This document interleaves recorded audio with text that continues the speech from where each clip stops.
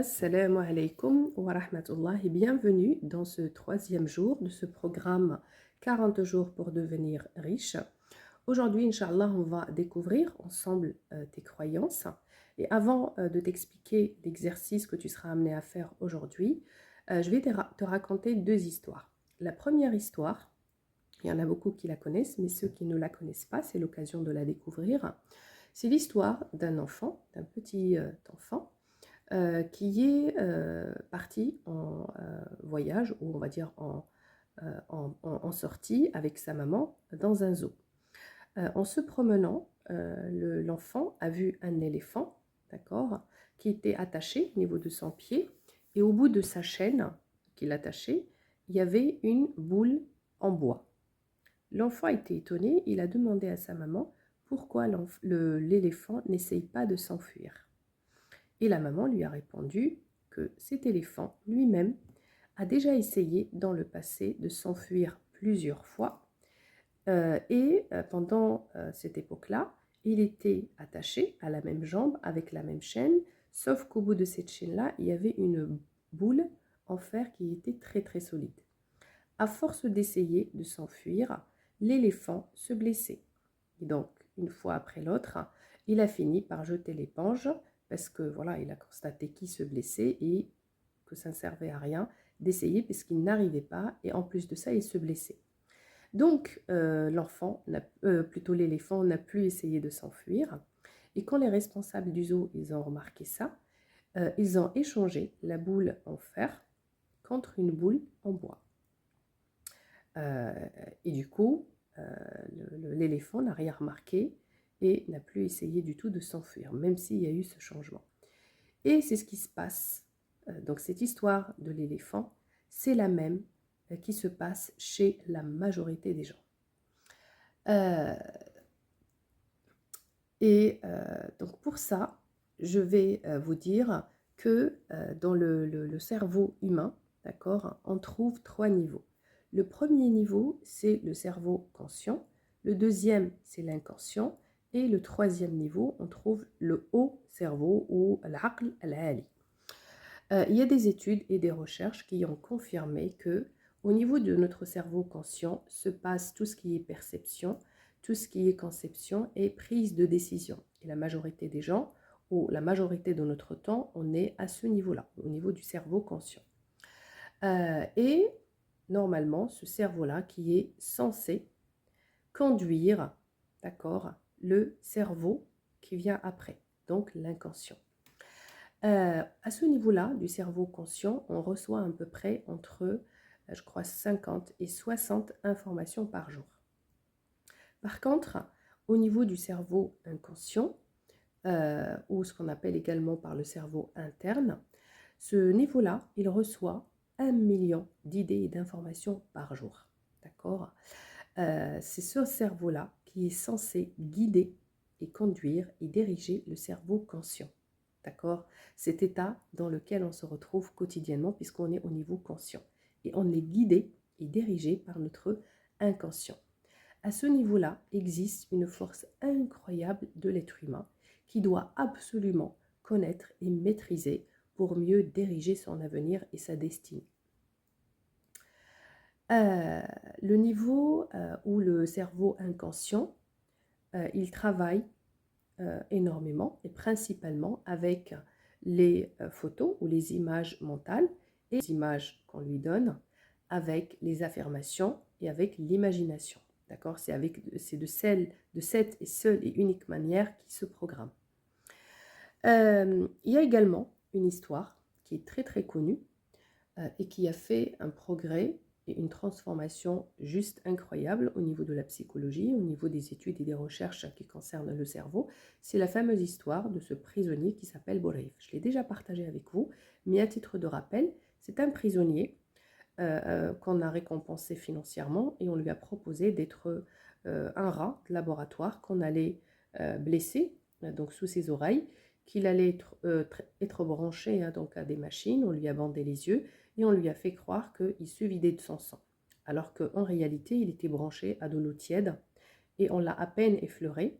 Il y avait des gouttes qui se versaient ou qui saignaient, enfin, qui descendait sur son cou, qui lui faisait croire que c'était du sang. Et ce prisonnier, il a mis le même temps qu'un être humain qui se vide de son sang. Donc il a mis le même temps, je ne me rappelle plus exactement combien de temps il a mis avant de mourir. Et il est mort, sans qu'aucune goutte de sang sorte de son corps. C'est incroyable. C'est ça, le réel et la dangerosité de notre inconscient qui ne fait pas la différence entre la réalité et donc l'imagination. Du coup, moi, ce que je te conseille de retenir de ces deux histoires-là, c'est retenir vraiment que le côté positif, d'accord? C'est-à-dire que le cerveau ne différencie pas la réalité et l'imagination, et c'est ce qu'ils font tes croyances envers la richesse et l'argent. Donc, parmi les étapes essentielles qui te permettront d'arriver à la liberté financière, c'est que tu puisses déterminer et connaître précisément quelles sont tes croyances au sujet de l'argent, les croyances positives et les croyances négatives. D'accord? Et donc, à partir de ce moment-là, une fois que tu as déterminé ça, pour déterminer également tes obstacles, parce qu'il se peut que tes croyances soient un obstacle devant cette richesse financière ou cette liberté financière. Une fois que tu as fait ou tu as franchi cette étape, tu es dans le premier niveau, d'accord, qui te permettra d'améliorer ta situation financière en améliorant et en modifiant les idées reçues. Ça, numéro 1. Et pour t'aider à faire justement cet exercice, je t'invite à prendre un papier et un stylo et tu vas dessiner un symbole, d'accord, qui va symboliser les croyants, on va dire la surface et l'intérieur. C'est-à-dire, par exemple, tu prends un arbre ou la mer et tu vas dessiner deux flèches. Des croyances internes, d'accord, et des croyances externes, par exemple. Dans la partie externe, tu vas désigner toutes les croyances qui dominent ton environnement ou ta société dans laquelle tu vis. Tu peux également dessiner des vagues de la mer dans laquelle tu vas mettre donc tes croyances, tes propres croyances, avec laquelle tu es d'accord et avec laquelle tu rejoins ces croyances de ta société. Donc numéro 1, écris du coup, les idées négatives qui dominent dans ta société avec laquelle tu es d'accord en croyant que voilà, c'est tes propres croyances. Alors, deuxième étape de cet exercice, c'est d'écrire le détail de ces croyances-là que tu as au sujet de l'argent. Est-ce que par exemple tu penses que l'argent c'est la saleté de ce monde, comme on dit chez nous au Maroc, ou Sardenia, c'est la saleté de ce monde des ci-bas, que la santé est beaucoup plus importante que l'argent, même si là il n'y a pas à comparer, hein. Il n'y a même pas de raison de comparer. Qu'il y a également une autre croyance qui domine chez les croyants d'une manière générale, que Dieu, par exemple, il aime plus les pauvres, alors que, laisse-moi te dire, les 10 compagnons du prophète à qui on a annoncé le paradis, ils étaient tous des milliardaires, hein, juste pour votre information. Donc vous pensez que ces compagnons-là, ils vont attendre que les pauvres accèdent au paradis avant eux? C'est parce que eux, ils étaient riches et les autres sont pauvres? Donc non. Voilà, juste entre parenthèses, mais tu as le droit d'avoir ces croyances-là. Et je t'invite du coup à noter le détail de tes croyances. Et une fois que tu auras éclairci et écrit toutes tes croyances, eh bien, je t'invite à déchirer cette feuille. D'accord? Déchirer cette feuille et reste conscient et alerté en permanence à cette décision que tu viens de prendre aujourd'hui.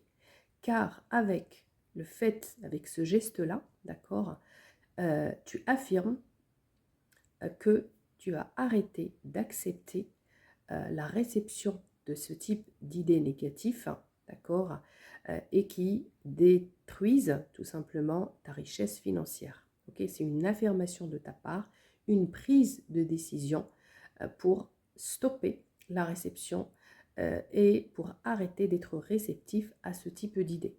D'accord? Et à partir d'aujourd'hui, tu vas répéter cette phrase avec moi.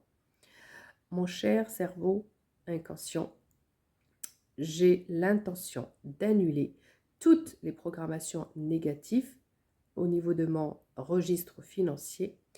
Aujourd'hui, je suis conscient et je décide de me comporter avec l'argent avec de nouvelles croyances. Donc voilà, répète ces affirmations à compter d'aujourd'hui.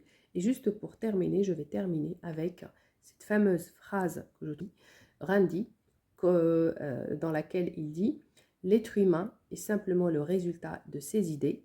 Ce qu'il pense, il le devient. »